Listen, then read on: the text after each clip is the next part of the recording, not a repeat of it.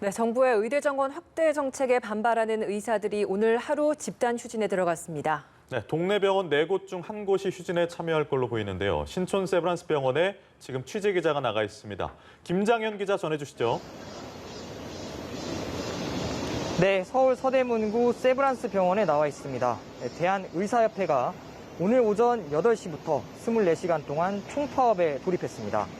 지난 7일 전공의들의 단체 행동 이후 딱 일주일 만인데요. 오늘 오후 3시에는 서울 여의도공원에서 집회도 예정돼 있습니다. 의협은 이번 파업에 회원 70% 정도가 참여할 것으로 보고 있는데요. 이곳 세브란스 병원 같은 대학병원 인턴, 레지던트들도 80%가량 참여 의사를 밝혔고 전임의들도 일부 참여할 것으로 보입니다. 보건복지부는 동네 병원 4곳 중 한 곳 정도가 휴진에 참여한 것으로 집계했는데요.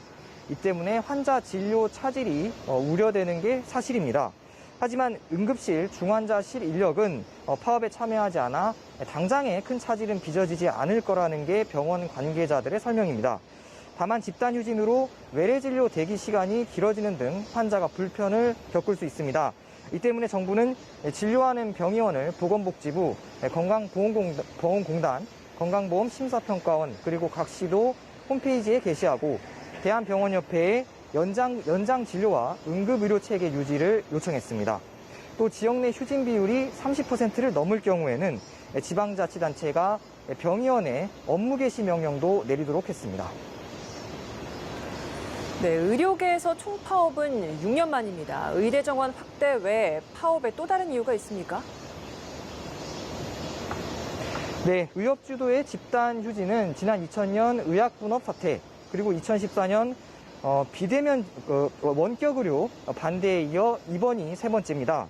의협은 의대 정원 확대 외에도 공공의대 설립, 그리고 한방 첩약 급여화, 그리고 비대면 진료 도입에 반대하고 있습니다. 이들은 특히 의대 정원을 늘려 지역 의사를 양성하겠다는 정책이 의료의 질만 떨어뜨릴 거라고 주장하고 있는데요.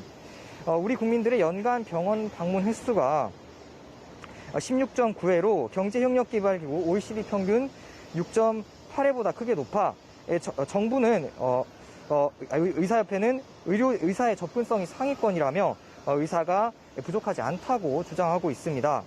다만 기피 진료 과목과 기피 지역의 의사들에게 더 많은 이런 혜택을 줄 것을 주장하는데요.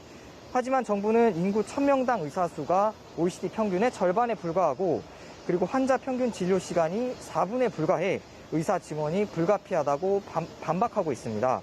또 고령화로 인한 의료 수요 급증과 지역 간 의료 격차 해소를 위해 공공의료를 충원해 이를 해소하겠다는 입장입니다. 정부는 의협의 대화를 거듭 제안하면서도 환자의 희생을 담보로 한 이런 단체 행동은 중단해 줄 것을 거듭 촉구했습니다. 지금까지 세브란스 병원에서 전해드렸습니다.